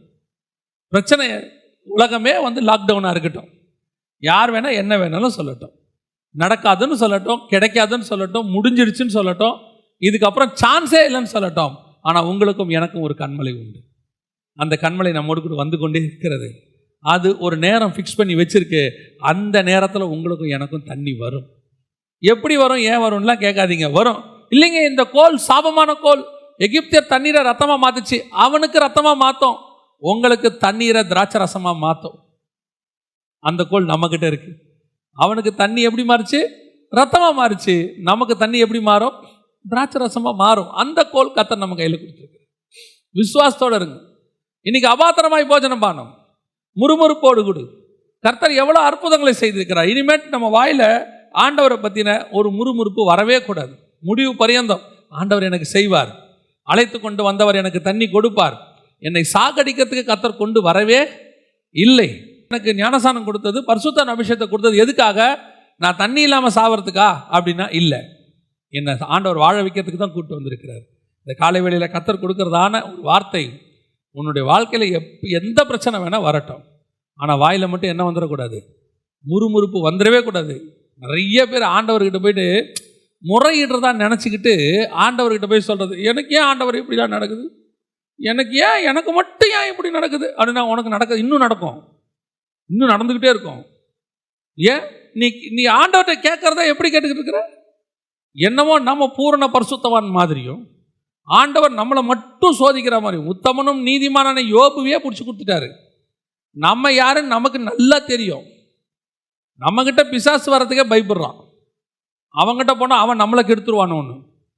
அந்த அளவுக்கு மோசமான ஆட்கள். நம்ம ஆட்கள் போய் முழங்கால் போட்டு ஆண்டவரை போட்டு என்ன கொஸ்டின் கேட்கறது, என்ன ஆண்டவர் ஒருத்தர் எங்கிட்ட எனக்கு சொல்கிறாரு, யோபுவுக்கு கூட அந்த பிரச்சனை இல்லையா? நான் கேட்டேன், நீங்கள் யோபுவை பார்த்தீங்க? நிறைய பேர் இன்னைக்கு ஒரு தீர்மானம் எடுங்க, ஒரு நாளும் என் வாயிலிருந்து இனி அந்த மாதிரி வார்த்தைகள் வராது. எனக்கு ஆண்டவர் எது செய்தாலும் அது நன்மைக்கு எதுவாகத்தான் இருக்கும். எனக்கு ஒரு நீரூற்று இருக்கும். எனக்குன்னு ஒன்று வச்சிருப்பாரு. எல்லாருக்கும் வைக்கிறது எனக்கு இருக்குதோ எனக்கு தெரியாது, ஆனால் எனக்குன்னு ஒன்று வச்சிருப்பாரு. அது வரும், சரியான நேரத்திற்கு வரும். சொன்னவர் வசனித்தவர் நிறைவேற்றாது இருக்க மாட்டார். அல்லேலூயா. இவங்க அபாத்திரமாக போஜனமானம் பண்ணதுனால என்ன ஆச்சு தெரியுமா? அவங்க தண்ணியை குடிச்சு முடிக்கிறாங்க. அடுத்த வசனம் சொல்லுது, ரெவிதீமிலே அவர் இஸ்ரவேல் புத்திரருக்கு விரோதமாக அமலேக்கியர்கள் எழும்பினார்கள். 8வது வசனம் வாசிங்க. அமலேக்கியர் வந்து ரெவிதீமிலே இஸ்ரவேலோட யுத்தம் பண்ணார்கள். ரெவிதீம்னா என்ன? இளைப்பாறுதல். இளைப்பாறுதல் இருக்கும்போது நீ எப்ப தேவனை பார்த்து முறுமுறுத்தியோ, இப்ப என்ன வருது? யுத்தம் வருது. யார் வரா? அமலேக்கியர் வரான், எதிரி வரான். ஏன்? கர்த்தர் பிடிச்சு கொடுத்துட்டாரு. இளைப்பாறுதல்னு உனக்கு சந்தோஷமா வச்சா நீ சும்மா இருக்காம என்ன பார்த்து என்ன பண்ற? முறுமுறுக்கிற. இதுதான் அபாத்திரமாய் போஜனமானம் பண்ணினால் உங்களில் சிலர் வியாதியஸ்தராய் இருக்கிறார்கள், சிலர் நித்திரை அடைகிறார்கள். பிரச்சனை வரதான் செய்யும். ரெவிதீமில் போய் ஆண்டவர் உன்னை இளைப்பாறுதல் வச்சு சந்தோஷமா வச்சாரா? இன்னொன்று நல்லா தெரிஞ்சுக்கொள்ளுங்க, கர்த்தர் கொடுக்குற சந்தோஷங்கிறது என்ன தெரியுமா? நீங்க எதிர்பார்க்கறது இல்லை, அவர் உங்களை எங்க வச்சிருக்கிறாரோ அதுவே சந்தோஷம். சிலருக்கு ஒரு பெட்ரூம் உள்ள வீடு வச்சா இன்னும் ஒரு பெட்ரூம் இருந்தால் நல்லா இருக்குமே, கர்த்தர் எப்போ நமக்கு 2 பெட்ரூம் தருவாரோ அப்படின்னு அவன் சந்தோஷமா இல்லை. ஆனால் ஆண்டவருக்கு தெரியும், நீ இப்போ ஒரு பெட்ரூம் உள்ள வீட்டில் இருந்தால் தான் உனக்கு அது நல்லது, 2 பெட்ரூம் உனக்கு வந்து சரிப்பட்டு வராதுன்னு ஆண்டவருக்கு நல்லா தெரியும். நான் எதுக்கு சொல்கிறேன்? கர்த்தர் உன்னை எங்கே வச்சிருக்கிறாரோ, எந்த ஆசீர்வாதத்தில் வச்சிருக்கிறாரோ அவருக்கு நல்லா தெரியும் நீ அங்கே இருப்பது நல்லது. ஒரு குறிப்பிட்ட காலம் வரைக்கும் நீ அங்கே தான் இருக்கணும். சில நேரத்தில் ஆண்டவர் உனக்கு கொடுக்குது உலக பிரகாரமாக பார்க்கறதுக்கு ஆசீர்வாதமாக இருக்காது. ஒரு தடவை ஒரு கார் கொடுத்தாரு. அந்த காரை ஆண்டவர் கொடுத்த போது எனக்கு அந்த காரை பார்த்த உடனே அந்த கார் எப்படி இருக்கும்னு கேட்டிங்கன்னா, பின்னாடி கொஞ்சம் இப்படி பெண்டான மாதிரி இருக்கும். அது டிசைனே அப்படித்தான். ஆனால் அந்த காரை ஆண்டவர் கொடுத்தாரு, கன்ஃபார்மாக தெரியும் அது ஆண்டவர் தான் கொடுத்தாரு. அப்போது அந்த காரை எடுத்துகிட்டு போகும்போது ஒரு ஊழியக்காரர் என்ன கேட்டார், என்ன கார் வச்சுருக்கீங்க நீங்கள்? முதுகு வலி வந்த மாதிரியே நிற்கிது அந்த வண்டி அப்படின்னு. முதுகு வலி வந்தவன் இப்படி நிற்பான் பாருங்க, அதே மாதிரி அந்த கார் இப்படி பெண்டாகி இருக்கும் உள்ள. எனக்கு ரொம்ப வருத்தமாக போச்சு. என்ன ஆண்டவரே, இவ்வளோ கேவலமாக சொல்லிட்டாரே ஆண்டவர் சொன்னாரு, உன் காரை ஒரு பையிலும் கண் வைக்க மாட்டான். வன்கண்கள் பொறாமையும் உன் கார் மேல வரவே வராது. நீ காரை ஓட்டு, உனக்கு கம்ஃபர்டபுளா இருக்கா, நல்லா இருக்கு, அவ்வளவுதானே, போயிட்டே இரு. பார்க்குறவன் எப்படி பார்த்தா உனக்கு என்ன? சில நேரத்தில் அழகா இருக்கணும்னு வாங்கிட்டு பார்க்குறவனும் என்ன அழகா இருக்கு, சூப்பரா இருக்கும்பா, 3 நாள் ஜுரத்தில் படுத்துருவான். கார்லயே போக முடியாது. வாங்கினிலிருந்து என்னன்னு கேட்டு பாருங்க, யாரு கண்ணு பட்டுச்சோ. வன்கண்கள் பொறாமைகள்லாம் இருக்கு, உண்மைதான், சில விஷயங்கள்ல இருக்கதான் செய்யுது. எதுக்கு சொல்றேன்? சிலது ஆண்டவர் நம்ம கொடுக்கும்போது காரணம் தெரியாது, பார்க்கறதுக்கு முதுகு வலி வந்த மாதிரி தான் இருக்கும். ஆனா ஒரு கண்ணும் இருக்காது, ஒரு வன்கண்ணும் இருக்காது. நம்ம பாட்டு நிம்மதியா போயிட்டு நிம்மதியா வரலாம். அதனால ஆண்டவர் வைக்கிற இடத்துல நம்ம இருக்கணும். இல்லாவிட்டால் யுத்தம் வரும், பிரச்சனை வரும். ஏன்? அபாத்திரமான போஜனம் பானம். இது முதலாவது அவர்கள் செய்தது. ரெண்டாவது, இப்ப திருப்பி ஆண்டவர் கூட்டிட்டு போறாரு. ரெவிதீம் இளைப்பாறுதலை முடிச்சாச்சு, ஃபர்ஸ்ட் ஸ்டேஜ் முடிஞ்சிருச்சு. இப்ப ரெண்டாவது ஸ்டேஜ் வாசிங்க. என்னாகமத்தின் புஸ்தகம் 20ஆம் அதிகாரம் 1ஆம் வசனம் வாசிங்க. 20:1. காதேசில் தங்கி இருக்கையில் ஃபர்ஸ்ட் ரெவிதீமில் போய் இறங்கினாங்க, பாளையம் இறங்கினார்கள். அங்கே ஜனங்களுக்கு தண்ணீர் இல்லாது இருந்தது. அடுத்து அவர்கள் எங்க போய் இறங்கி இருக்கிறாங்க? சீன் வனாந்தரத்தில் காதேஸ் அப்படிங்கிற இடத்துல. இந்த காதேஸ் என்பதற்கு என்ன அப்படின்னு கேட்டீங்கன்னா, ஹோலி, பரிசுத்தம் அப்படின்னு அர்த்தம். இப்போ இவங்க செகண்ட் ஸ்டேஜுக்கு வந்துட்டாங்க. நீங்கள் ஆசாரிப்பு கூடாரத்தில் பார்த்தீங்கன்னா பலிபீடத்தில் ஒரு இளைப்பாறுதல் இருக்கும். பலி செலுத்தி முடித்த உடனே பாவம் போயிடுச்சின்னு ஒரு நிம்மதி. இதுக்கு அடுத்து உள்ளே போனால் பரிசுத்தம், அதுக்கு மேலே போனால் மகா பரிசுத்தம். இப்போ அடுத்த ஸ்டேஜுக்கு வரோம் ஆவிக்குரிய வாழ்க்கையில். இப்போ இவங்க கொஞ்சம் ஆண்டவரோட கூட பழகி இலைகளும் அப்படி வந்திருக்கிறாங்க. இப்போ சோதனை யாருக்கு அப்படின்னு கேட்டிங்கன்னு சொன்னால், ஜனங்களுக்கு இல்லை. இந்த ஜனங்க வணங்கா கழுத்துள்ள ஜனங்க, இந்த ஜனங்க முறுமுறுக்கிற ஜனங்க, இது எல்லாம் கர்த்தருக்கு என்ன செய்யும்? நல்லா தெரியும். அதனால இவன் தண்ணீர் கொடுக்காட்டி என்ன தான் பண்ண போறான்? கண்டிப்பா இவன் முறுமுறுக்க தான் போறான். இது ஆண்டவருக்கு நல்லா தெரியும். ஆனா இப்போ டெஸ்ட் யாருக்கு? ஜனங்களுக்கு இல்லை, டெஸ்ட் மோசேக்கு. ஏன்னா பரிசுத்த ஸ்தலத்துக்குள்ள யார் தான் இருப்பா? ஆசாரியன் தான் இருப்பா. உள்ளுக்குள்ள இப்போ பரிசுத்தத்துக்குள்ள போகும்போது, இன்னும் கொஞ்சம் ஒருபடி மேலே போகும்போது, ஆவிக்குரிய வாழ்க்கையில் கொஞ்சம் தேர்ச்சி அடையும் போது, அல்லது கர்த்தரோடு கூட நெருங்கும் போது இன்னொரு வாட்டி டெஸ்ட் வருது. இப்போ தண்ணி இல்லை. இப்போ கர்த்தர் அற்புதமான ஒரு காரியத்தை சொல்றார். வசனத்தை படிக்கும் போது ஆச்சரியமா இருக்கு. வாசிங்க, 20ஆம் அதிகாரம் 8வது வசனத்தை வாசிங்க. நீ கோலை எடுத்துக்கொண்டு நீயும் உன் சகோதரனாகிய ஆரோனும் சபையாரை கூடி வரச் செய்து அவர்கள் கண்களுக்கு முன்பே கண்மலையை பார்த்து பேசுங்கள். கண்மலையை பார்த்து பேசுறதுக்கு எதுக்கு கோலை எடுத்துக்கிட்டு போக சொன்னாரு? பேசதானே போறோம். பேச போ சொல்லும் போது என்ன எடுத்துன்னு போக சொல்றாரு? நீ கோலை எடுத்துக்கொண்டு. நீ கோலை எடுத்துக்கிட்டுனாலே நம்ம மைண்ட் எங்க போயிடும்? இதுக்கு முன்னாடி நதியை அடித்த கோலை எடுத்துக்கொண்டு எங்க போ? கண்மலை கிட்ட போய் அதை அடி, தண்ணி வரும். இப்போ ரெண்டாவது தண்ணி இல்லை, ஜனங்க முறுமுறுக்கிறாங்க. இப்போ கொஞ்சம் ஸ்டேஜ் மாறிடுச்சு, அவங்க வேற மாதிரி பேசுறாங்க, கொஞ்சம் மெச்சூர்டா பேசுறாங்க. என்ன சொல்றாங்க? விதைப்பும் அத்திமரமும் திராட்சை செடியும் மாதுளை செடியும் குடிக்க தண்ணீரும் இல்லாத இந்த கெட்ட இடத்தில் எங்களை கொண்டு வரும்படி. முன்னாடி இதெல்லாம் அவன் பேசல, இவ்வளோ தெளிவாலாம் பேசல. அவன் சொன்னான் எனக்கு தண்ணி கொடுத்தா போதும்னா. இப்போ கொஞ்சம் ஸ்பிரிச்சுவலி என்ன ஆயிட்டாங்க? டெவலப் ஆயிட்டாங்க. இப்போ அவங்க வேற ஒரு ரெல்முக்குள்ள இருக்கிறாங்க. இப்போ என்ன சொல்றாங்க? தண்ணி வேணும். இப்போ கர்த்தர் சொல்றாரு, கோலை எடுத்துக்கொண்டு போய் கண்மலை கிட்ட பேசு. எங்க கண்மலை கிட்ட பேசுறதுக்கு கோல் எதுக்கு? கோலே தேவையில்லையே. ஆனா கர்த்தர் பர்பஸா சொல்றாரு, நீ கோலை எடுத்துக்கொண்டு ஆரோனும் சபையாரை கூடி வர செய்து அவர்கள் கண்களுக்கு முன்பாக கண்மலையை பார்த்து பேசுங்கள். அதோடைய அர்த்தம் என்ன? இப்போ கோல் கையில் இருக்குது. கோல் கையில் இருக்கும் போது இஸ்ரவேல் ஜனங்களுக்கு என்ன தெரியும்? இப்போ தண்ணி இல்லை, மோசே கோலோட போறாரு. இஸ்ரவேல் ஜனங்களுக்கு என்ன நினைப்பாங்க? என்ன நினைப்பாங்க இஸ்ரவேல் ஜனங்க? கண்டிப்பா நமக்கு என்ன செய்ய போகுது? தண்ணி கிடைக்க போகுது. ஏன்?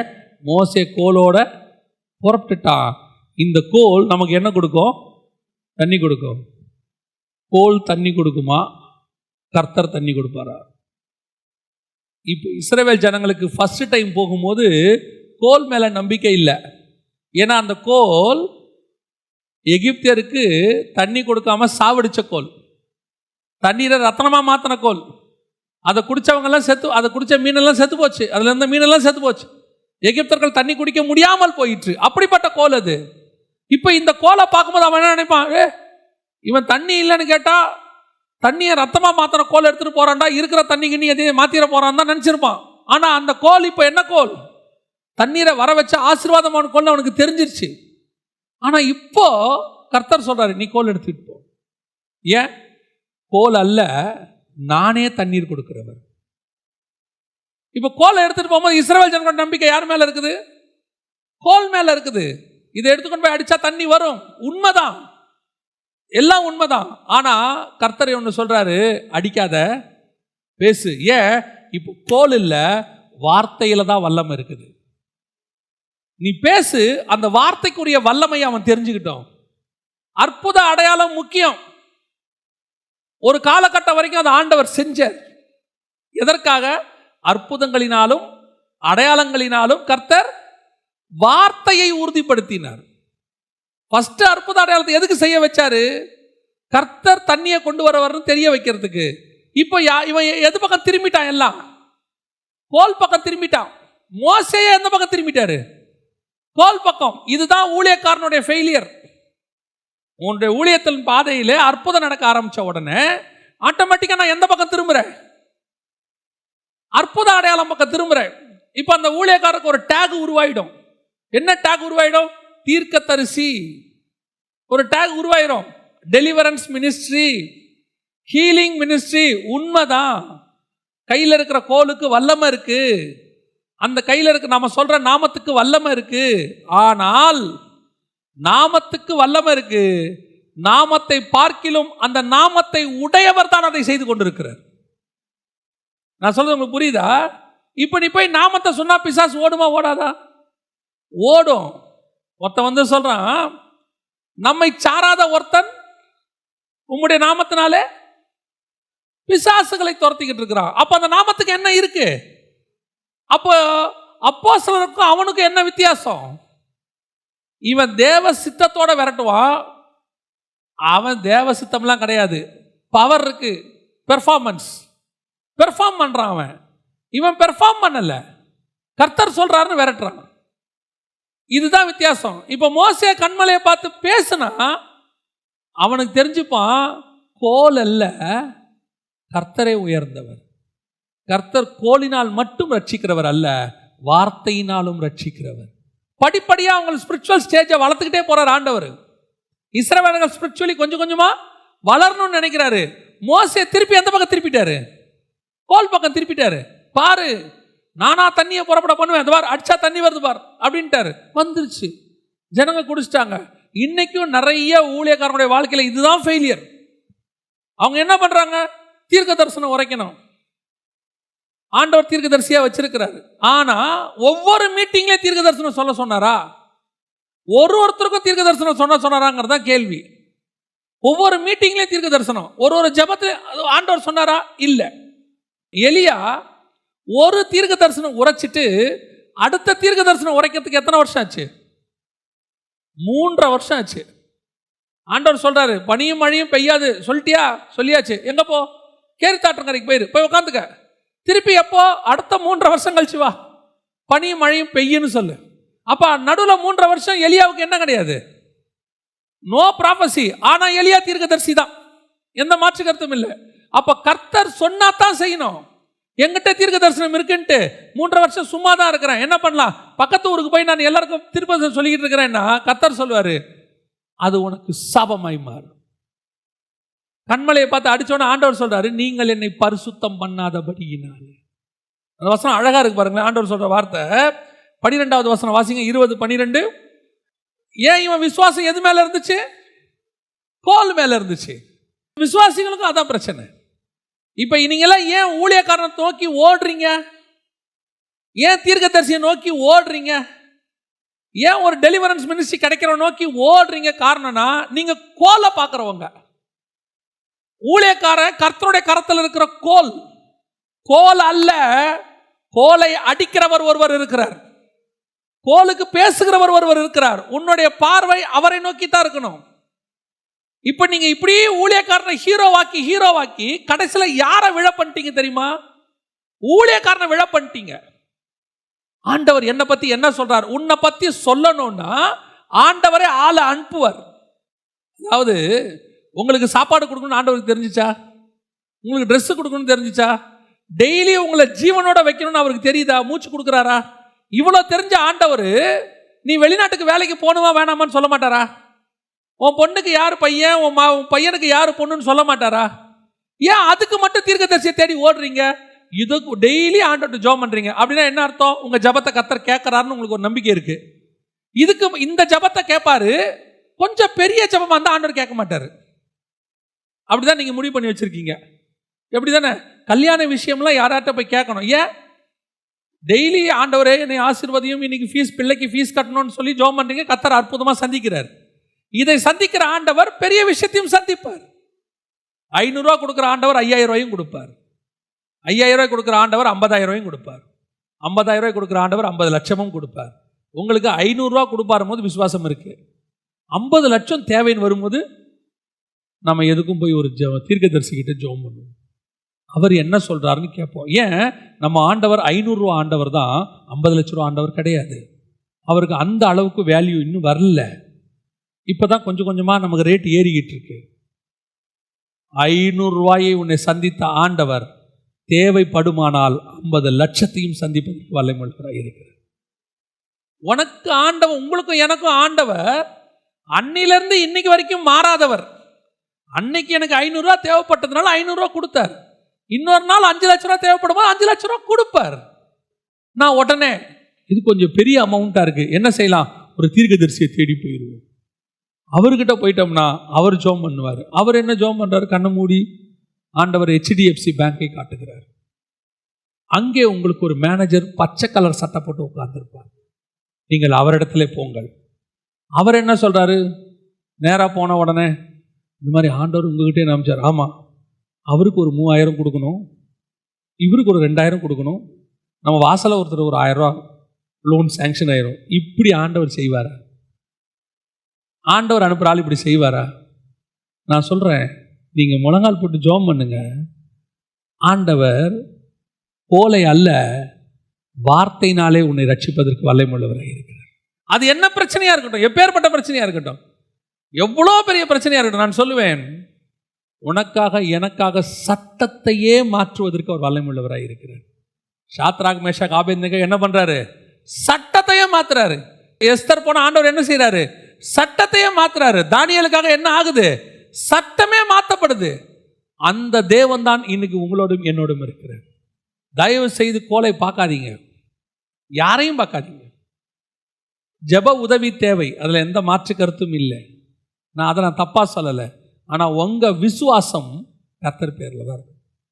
அந்த கோலை தான். எனக்கு இதில் ஒரு பெரிய விஷயம் என்னென்னா, இந்த 2வது என்னாகும் 20 இந்த டெஸ்ட் இஸ்ரவேலுக்கு இல்லை, இந்த டெஸ்ட் யாருக்கு? மோசேக்கு, ஊழியக்காரனுக்கு. ஏன்? ஹோலி பிளேஸ், அது இளைப்பாறுதல், இது ஹோலி. ஊழியக்காரங்க ரொம்ப கேர்ஃபுல்லாக இருக்கணும். மேலே வர வர வர வர ஊழியத்துக்கு ஒப்பு கொடுத்தவங்களாம் இருக்கீங்க, மேலே வரும்போது ரொம்ப கேர்ஃபுல்லாக இருக்கணும். கிட்ட வந்தாச்சு, கானான் தெரியுது, டிஸ்டன்ஸ் கிட்ட வருது. எங்கே வந்துட்டோம்? யூதயா பக்கத்துக்கிட்ட வந்துட்டோம். இங்கேருந்து பார்த்தா தெரியும், கானான் தெரிகிற இடத்துக்கு நம்ம வந்துட்டோம், காதேஸ் வனாந்தரத்துக்கு வந்துட்டோம். மோசையை கவுத்து விட்டாங்க பாருங்க. மோசே சொல்லுவார் உபாகமத்தில், உங்கள் நிமித்தம் கர்த்தர் என்மேல் கோபம் கொண்டு. அர்த்தம் என்ன அப்படின்னா, பல நேரங்களில் ஊழியக்காரனை கவுக்கிறதே யார் தான்? விசுவாசி தான். அங்கே போய் எல்லா ஊழியக்காரனுக்கும் இந்த பிரச்சனை உண்டு, அத்தனை ஊழியக்காரனுக்கும் உண்டு. தீர்க்கதரிசிகிட்ட போய் சொல்றது, இப்போ ஆண்டவர் என்னை பற்றி என்ன சொல்றாருன்னு உடனே சொல்லுங்க. அவன் என்ன பண்ணுவான் பாவம்? வச்சுக்கிட்டா வஞ்சனை பண்ணுறான். தெரிஞ்சா சொல்ல மாட்டானா? வரும்போதே சொல்ல மாட்டானா? கபடமட்ட உத்தம இஸ்ரவேலன் வரான்னு அவனுக்கு பார்த்தோன்னே தெரியாதா? இல்லைன்னா வரும்போதே சொல்ல மாட்டானா? என்னை பிடிக்க 50 பேர் வராங்க, அக்கினி இறங்கி பச்சிக்கட்டுன்னு சொல்ல மாட்டானா? தெரியாமல் தானே அவன் உட்காந்துருக்கான். அவங்ககிட்ட போய் நீங்கள் ஜெபம் பண்ணுங்க. சரி, அவன் ஒருவேளை நம்மள மாதிரி ஆளாக இருந்து ஆண்டவர் ஒன்றும் சொல்லலைங்க, நீங்கள் போயிட்டு வாங்க, சொன்னால் சொல்கிறேன், நம்பர் கொடுத்துட்டு போங்கன்னு சொன்னால் நீங்கள் என்ன பண்ணுவீங்க? அந்த ஆள் வீட்டு வாசலில் வந்துட்டு வெளியே வந்துட்டு அங்கே ஒரு 10 பேர் அவரை பார்க்க உட்காந்துருப்பாங்க. அதில் 2 பேர் ஆஃபரிங் கொடுக்க வந்திருப்பான்னு வச்சுக்கோங்க. அவன் எதிரிலேயே இந்த ஆளுக்கு பவரே இல்லை, 10 நிமிஷம் ஜெபம் பண்ணி ஒன்றுமே சொல்ல. அவன் என்ன நினைப்பான்? ஓ, நம்ம ராங் பிளேஸில் உட்காந்துருக்கும் போல. அவன் ஊழியத்தை ஒழிச்சிருவான். இது தீர்க்கதரிசிக்கு நடக்கும். இப்போ என்ன மாதிரி ஆளுங்க இருக்காங்க பாருங்க, இப்போ பைபிள் டீச்சர்ஸ்லாம் இருக்காங்கல்ல, எங்களுக்கு ஃபோன் பண்ணி, அது ஒரு கொஞ்சம் பேர் இருக்கிறாங்க, உண்மையிலேயே அவங்களுக்கு டவுட் இருக்கும். ஃபோன் பண்ணி, இந்த வசனத்தில் இப்படி இருக்கிறதே, இது எதை குறிக்கிறது? நம்ம ஃபஸ்ட்டு அந்த வசனத்தை அன்றைக்கி தான் பார்த்துருப்போம். நம்ம என்ன பைபிள் 66 புஸ்தகத்தையும் கரைச்சி நம்ம ஹார்லிக்ஸ் மாதிரி பக்கத்தில் வச்சு ஸ்பூனில் சாப்பிட்டுக்கிட்டா இருக்கோம். நமக்கும் ஆண்டவர் ஏதோ சொல்கிறாரு, நம்ம சொல்லி அவ்வளோதான். இதில் இங்கே தேர்ச்சி பெற்றவனும் ஒருவனும் இல்லை. நம்ம அப்போ தான் ஃபஸ்ட்டு புதுசாக பார்ப்போம். அதுக்கு பதில் எப்படி போகும் தெரியுமா? ஜெகன் பிரதருக்கே தெரில. ஜெகன் பிரதர் பரலோகத்துலேருந்து அப்படியே இறங்கி எல்லாத்தையும் வாங்கிட்டு வந்துட்டார்.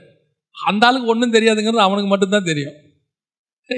நமக்கு என்ன எல்லாமா தெரியும்? அதாவது நான் ஊழியத்துக்கு வந்த புதுசில் ஒரு பெரிய பைபிள் நல்லா படித்த ஆள் ஒருத்தர் உங்ககிட்ட நான் தர்க்கம் பண்ண, அதாவது வாக்குவாதம் பண்ண, சில டிபேட் பண்ணணும்னாரு. அப்போல்லாம் பண்ணுவோம் 15 வருஷத்துக்கு முன்னாடி. அப்போ தெரியாது, வாங்க பண்ணுவோம் அப்படின்ட்டு. இந்த ஆள் பார்த்தா பைபிள் ஸ்காலர். நமக்கு தெரிஞ்சது வெளிப்படுத்தின விசேஷமும் தானியலும் தான். அதுலேயும் ஏதோ கொஞ்சம் டிட்பிட்ஸ் மாதிரி மேஜையிலேருந்து துணிக்க மாதிரி இருந்ததை வாங்கி வச்சுட்டு ஓட்டிக்கிட்டு இருக்கிறோம். அவர் வந்தபோது தோரணையை பார்த்தீங்கன்னா 10 கமெண்ட்ரிலாம் வச்சுக்கிட்டு, ஐயோ, நம்ம டைரியில் மெசேஜ் எழுதுறதோட சரி. உட்கார்ந்த உடனே இதுதான் கர்த்தர் நம் பட்சத்தில் இருக்கிறாருங்கிறது. உட்கார்ந்த உடனே தானியேலிருந்து பேசுவோமானார். வாங்க, ஸ்தோத்திரம், பிரைஸ் தி லார்ட், நம்ம சப்ஜெக்டுக்குள்ளேயே வந்துட்டீங்க அப்படின்னு. எதுக்கு சொல்கிறேன்? இங்கே யாரை முற்றிலும் தேறினவர்கள்லாம் கிடையாது. நீங்கள் உங்களுடைய எதிர்பார்ப்பு பெருசு. விசுவாசிக்கு ஊழியக்காரனா எல்லாமே தெரியும், ஊழியக்காரனா டவுன் டு எர்த்து. இல்லை, ஒரு படி கொஞ்சம் மேலே போய் ஆண்டவரோட இருக்கிறாங்க, அவ்வளோதான். மற்றபடி இவங்க தேவ தூதர்கள்லாம் கிடையாது. இங்கே இருக்கிற ஊழியக்கார யாரும். நாங்கள்லாம் தேவ தூதர்களாக இருந்தால் கொரோனா என்ன காணாமல் போயிருக்குமா இல்லையா? நீங்கள் புரிஞ்சுக்கணும். இங்கே யாரும் குறையா சொல்லலை, எந்த ஊழியக்காரனும் குறையா சொல்லலை. நான் சொல்கிற விஷயம், நாங்களும் உங்களை போல பாடுள்ள மனுஷர்களே. There is no hero. Hero worship வேண்டாம். இயேசுநாதர் ஒருத்தர் தான் ஹீரோ, அவர் ஒருத்தர் தான் வர்ஷிப்புக்குடையவர். அப்படியே நீங்க பாடுறத பார்த்தா தாவீது பாடுற மாதிரியே இருக்குன்னா ஒருத்தர். எனக்கு ஆச்சரியம், இவன் எப்ப தாவீது பாடினதை கேட்டான்? தாவீது பாடினதை கேட்டாதானே இவர் பாடுறதும் ரெண்டும் ஒரே மாதிரி இருக்குன்னு கம்பேர் பண்ண முடியும். இவன் சொல்றான், தாவீது பாடுற மாதிரியே இருக்கு உங்களை பார்த்தா. போடா, தாவீதே ஒண்ணுமில்லைன்னு போயிட்டான். நல்லா கவனிச்சுக்கொள்ளுங்க. மோசே சொல்ற மாதிரி ஊழியக்காரனை கவுத்துறாதிய. மோசே கொடுத்த ப்ரெஷர்ல அவர் என்ன பண்ணிவிட்டாரு? பேசுறதுக்கு நேரம் இல்லைன்னு அடிச்சு விட்டாரு. பல நேரத்தில் ஊழியக்காரன்ட்ட போய் இப்போ உடனே சொல்லுங்க, என் பொண்ணுக்கு கல்யாணம் பண்ணலாமா வேணாமா, இம்மிடியட்டா சொல்லுங்க. அவனுக்கு டைமே கொடுக்கறது இல்லை. அவனும் ஒரு காஃபி குடிங்க, இல்லை பிரதர் நீங்கள் சொன்ன பிறகு தான் காஃபியே குடிப்பேன். அவன் என்ன செய்வான் பாருங்க, இப்படி கண்ணை மூடி சுருக்கி, ஒன்றும் தெரியலையே, தெரிஞ்சா சொல்ல போகிறான். அவனும் தெரியலையே, அவனை கண்ணை மூடி தேடி பார்க்குறான். கடைசியா கர்த்தர் உங்களுக்கு ஆமா சொல்கிறான், நீங்கள் போங்கன்ட்டான். போய் நீங்கள் ஜெபம் பண்ணுங்க, நல்லா தேவ சமூகத்தில் உட்காருங்க. உங்களுக்கு நீங்கள் தான் ஜெபம் பண்ணணும். வேதத்தில் டவுட் இருக்குதா, உங்களுக்குள்ள இருக்கிற ஆவியானவரை கேளுங்க, அவர் சொல்லுவார். அப்படியும் உங்களுக்கு தீரலையா, உங்களுக்கு ஒரு பாஸ்டர் இருக்கிறார், அவரை கேளுங்க. அவராலே முடியலையா, அதுக்கப்புறம் ஒரு பைபிள் டீச்சர்கிட்ட கேட்கலாம். நம்ம என்ன செய்கிறோம்? ப்ரெஷர். கடைசியில் என்ன ஆச்சு? மோசையோட வீழ்ச்சி. நான் ஒரே ஒரு கருத்தை சொல்கிறேன். இப்போ ஜனங்க எல்லாம் தண்ணி குடித்தாங்களா இல்லையா? குடித்தாங்க. ஆனால் ஊழியக்காரனை பார்த்து ஆண்டவர் சொல்கிறாரு, நீங்கள் கானானுக்குள்ளே பிரவேசிக்க மாட்டீர்கள். ரெவிதீமில் யுத்தம் தான் வந்துச்சு, இங்கே டோர் க்ளோஸே ஆயிடுச்சு. அங்கே அபாத்திரமாய் போஜனமானம் பண்ணா என்ன நடந்துச்சு? யுத்தம் வந்துச்சு. அதாவது வியாதியஸ்தர்களாக இருந்தார்கள், ஆனால் இங்கே நித்திரையே அடைஞ்சாச்சு. மோசையை பார்த்து சொன்னார், நீ போக மாட்டேன், ஓவர். இதான் அபாத்திரமாய் போஜனமானம் பண்ணுறது. பல நேரங்களிலே கர்த்தருக்கு விரோதமாக முறுமுறுத்தல், கர்த்தருக்கு விரோதமாக செயல்படுதல், கர்த்தருக்கு விரோதமான கிரியை செய்தல். ஆண்டவர் ஒன்று சொன்னால் அதை செய்யுங்க. ஆண்டவர் சொல்லலையா விட்டுருங்க, பரவாயில்ல. சில நேரங்களில் நாம் என்ன செய்கிறோன்னா, ஐயோ எல்லாரும் அப்படி வந்துச்சு, நாம் வேறு வழி இல்லை, தேவசித்தம் இல்லை தான், வேறு வழி இல்லை. ஒரே ஒரு காரியத்தை மட்டும் சொல்லிவிட்டு நான் ஜெபம் பண்ணி முடிக்க விரும்புகிறேன். இது பிரோஜனமாக இருக்குன்றதுக்காக. ஒரு மகளுக்கு திருமணம் ஃபிக்ஸ் பண்ணாங்க. திருமணம் ஃபிக்ஸ் பண்ண பிறகு அந்த மகளுடைய திருமண காலங்களுக்கு முன்பாக ஒரு வாரத்துக்கு முன்பாக அந்த 2 குடும்பத்துக்கு நடுவில் சின்ன பிரச்சனை வந்தது. பிரச்சனை வந்த உடனே கல்யாணம் நிற்கக்கூடிய நிலைமைக்கு வந்துச்சு. அப்போ அந்த தாயார் இடத்துல கேட்டாங்க, பிரதர் இந்த மாதிரி கல்யாணம் நிற்கிற இடத்துக்கு வந்திருக்கு, என்ன செய்யலாம்? நான் சொன்னேன், ஆண்டவர் ஏதோ ஒரு சைன் காட்டுறாரு. கர்த்தர் உண்டாக்குனா எல்லாமே எப்படி தான் இருக்கும், சமாதானமாக இருக்கும். அந்த இடத்துல அதோடு கூட ஆசீர்வாதத்தோடு கூட கர்த்தர் வேதனையை கூட்டார். வேண்டாம், நம்ம பொறுத்திருந்து பார்ப்போம், கொஞ்ச நாள் போஸ்ட்போன் பண்ணுங்க, ஜெபம் பண்ணுவோம், அப்புறம் பார்த்துக்கலாம். அவங்க உடனே, இல்லை பிரதர், நான் எல்லாருக்கும் சொல்லிட்டேன், சொந்தக்காரங்களுக்கெல்லாம் சொல்லிட்டேன், நாளைக்கு எல்லாரும் என்னை கேவலமாக நினைப்பாங்க, அதனால் நான் பண்ணிடலான்னு இருக்கேன் அப்படின்னாங்க. எனக்கு அதில் உடன்பாடு இல்லை. ஆனால் அந்த தாயோடைய கணவனார் சொன்னார், அந்த அம்மாவுடைய கணவர் சொன்னார், பிரதர் சொல்கிறாங்க, நீ கொஞ்சம் யோசிச்சு பாரு அப்படின்னு. இல்லை, அந்த அம்மா சொன்ன, இல்லை பண்ணிடுவோம். திருமணம் நடந்தது. ஒரு வாரத்திற்குள்ளேயே சில பிரச்சனைகள் வந்துருச்சு. சில நேரத்தில் கர்த்தர் நமக்கு என்ன செய்கிறாரு, ஒரு சிம்டம் காட்டுறாரு, ஒரு சைன் காட்டுறாரு. நாம் என்ன நினைக்கிறோம், மனுஷனை பார்க்குறோம். இதெல்லாம் எல்லாத்தையும் சொல்லியாச்சு, எல்லாத்தையும் பண்ணியாச்சு. நான் சொல்கிறேன், இந்த எல்லார்ட்டையும் சொல்கிற எல்லாரும் கடைசி வரைக்கும் கூட வரப்போகிறதே கிடையாது. கர்த்தர் ஒருத்தர் தான் கூட வரப்போகிறார். அவர் சொல்கிறத மட்டும் செய்யுங்க. சில நேரத்தில் முறுமுறுக்க வேண்டிய சுச்சுவேஷன் வந்துச்சுன்னா கூட ஆண்டவரை பார்த்து சொல்லுங்கள், உங்களுடைய கரத்தில் எனக்கு தீமை என்பதே கிடையாது ஆண்டவரே. நீங்கள் எனக்கு என்ன செய்ய மாட்டீங்க, தீங்கே செய்ய மாட்டீங்க. நீங்கள் அப்படி மீறி அப்படி போனீங்கன்னா, ஒன்று அவர்கள் அபாத்திரமாய் போஜனமானம் பண்ணியதுனால வியாதியஸ்தர்களானார்கள். முதலாவது ரெவிதீமிலே யுத்தத்தை சந்தித்தார்கள். 2வது சிலர் நித்திரை அடைந்தார்கள். மோசே கானானுக்குள் போக முடியாமல் போய்விட்டது. இந்த 2 பானத்தையும் அவர்கள் அபாத்திரமாய் பண்ணினார்கள். தேவனுக்கு முன்பாக எங்கேயாவது முறுமுறுத்திருக்கிறோமா, அபாத்திரமாக போஜனமானம் பண்ணுறோமா? நாம் எல்லோரும் கண்களை மூடி தேவ சமூகத்தில் ஆண்டவரை நோக்கி பார்க்க போகிறோம். நம்மதில் இம்மட்டுமாய் கர்த்தர் பேசின காரியங்கள் 1 கொரிந்தியர் 10ஆம் அதிகாரத்தில் ஞானபானத்தை குறித்து விசேஷமாக முதலாவது கண்மலையோடு கூட அடித்ததற்கும் 2வது கண்மலையோடு கூட பேசினதற்கும் ஆண்டவர் சொல்லிக் கொடுத்த வித்தியாசத்திற்காக ஜனங்கள் தண்ணீர் இல்லாத போது ரெவிதீமிலே அவர்கள் இளைப்பாறுதலுக்குள்ளே இருந்தபோது அவர்கள் முறுமுறுத்ததை நாம் அறிந்திருக்கிறோம். நம்முடைய வாழ்க்கையில் கர்த்தர் ஆசீர்வாதங்களை கட்டளையிடும் போது, சில குறைவுகள் வரும்போது நம் வாயில் முறுமுறுப்பு வராதபடி தேவனாகிய கர்த்தர் தாமே, ஆண்டவரே எந்த சூழ்நிலையிலும் எங்கள் வாயில் முறுமுறுப்பு வந்துடக்கூடாதுப்பா, எந்த சூழ்நிலையிலும் உமக்கு விரோதமாக எங்கள் நாவு அசைஞ்சிடக்கூடாது, எங்கள் குறைவுகளெல்லாம் ஒரு நாள் நிறைவாய் மாறும் என்கிற எதிர்பார்ப்போடு நாங்கள் காத்திருக்கத்தக்கதாக தேவனாய் கர்த்தர் கிருபை தருவீராக.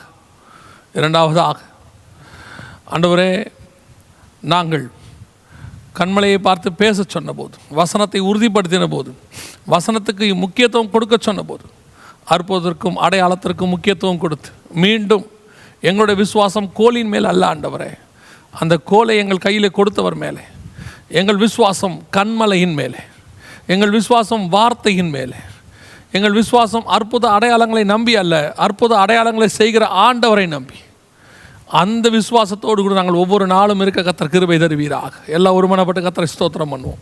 எல்லாம் தேவனை நோக்கி பார்ப்போமா. சர்வ வல்லமையுள்ள எங்கள் தகப்பனே, தர்மையான நேரத்திற்காக ஸ்தோத்திரம்.